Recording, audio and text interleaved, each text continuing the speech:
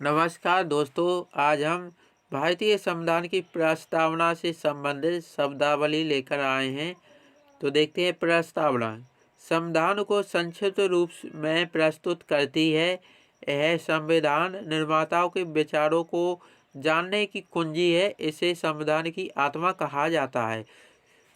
वैसे संविधान की आत्मा किसे कहा जाता है? तो संविधान की आत्मा कहा जाता है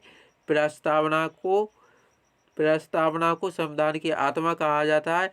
लेकिन पेशेंट आ जाए कि डॉक्टर भीमराव अंबेडकर ने संविधान की आत्मा किसे कहा गया है?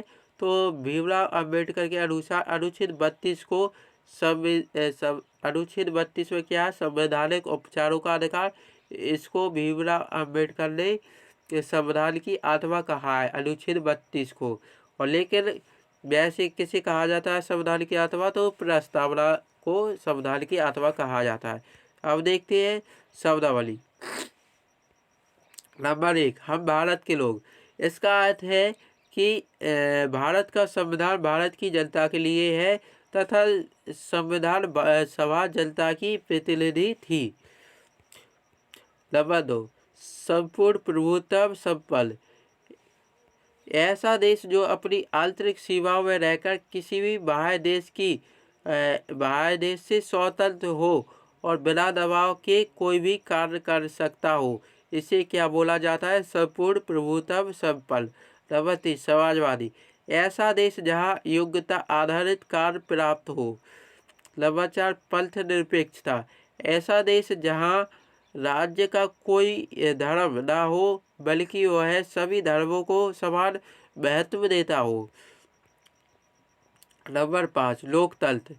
ऐसा देश जहां जनता का शासन हो, अर्थात जनता चुने हुए प्रतिनिधि के माध्यम से शासन करती हो। नंबर 6, गणतंत्र। ऐसा देश जहां का राष्ट्राध्यक्ष वंशानुगत ना आता हो। नंबर 7, न्याय। प्रस्तावना 3 प्रकार के न्याय यथा सामाजिक, आर्थिक और राजनीतिक न्याय की बात करता है।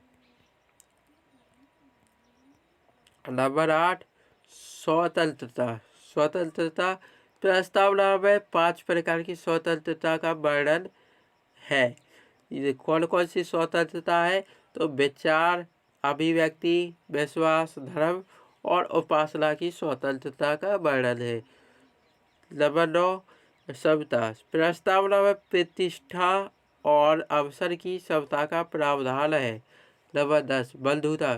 प्रस्तावना में राष्ट्र की एकता और अखंडता को सुनिश्चित करने के लिए बंधुता को बढ़ाने का प्रावधान किया गया है।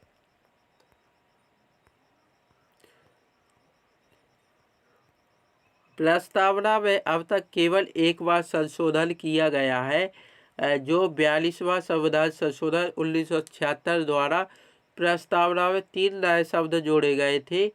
कौन कौन से? समाजवादी, पंथ निरपेक्षता तथा अखंडता को जोड़ा गया था।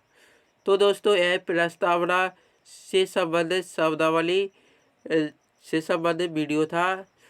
अगर आपको यह वीडियो अच्छा लगा हो तो अपने दोस्तों के साथ शेयर ज़रूर करें और इसी तरह का वीडियो पाने के लिए हमारे इस YouTube चैनल को सब्सक्राइब कर लें। साथ में घंटी वाले बटन को भी दबा दें, जिससे हम इस संविधान का इसी तरह का YouTube पर वीडियो अपलोड करें तो उसकी सूचना आपको सबसे पहले मिल सके। वीडियो देखने के लिए बहुत बहुत धन्यवाद।